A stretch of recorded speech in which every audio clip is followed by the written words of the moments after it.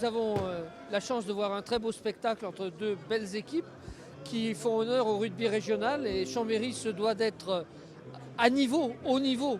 Les infrastructures ne sont plus au niveau de la division où joue le club et où il s'apprête à jouer l'année prochaine ou dans 2 ans.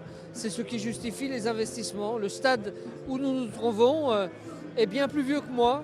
Le stade lui-même date des années 30 et la tribune date de 1957.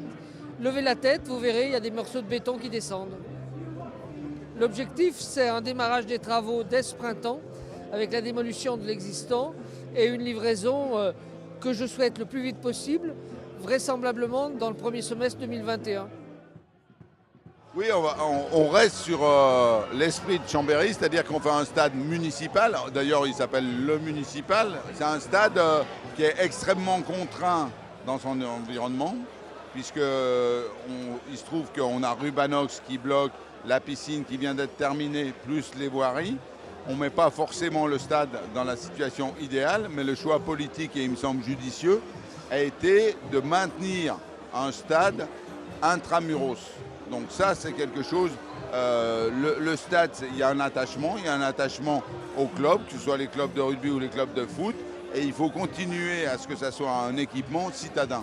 Ce qu'on a voulu faire, c'est un stade qui tourne autour de la convivialité, qu'à terme, ce stade ne soit pas exclusivement dédié au sport, mais qu'il puisse également y avoir des mixités d'usage avec le monde culturel, avec le monde associatif, avec d'autres univers sportifs.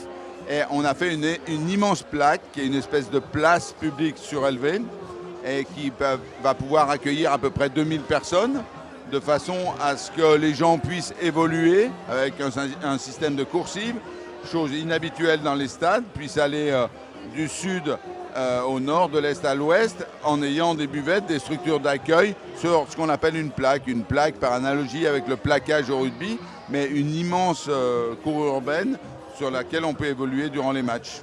Il y a un parking qui se développe sur Raveil, peut-être sur la partie sud.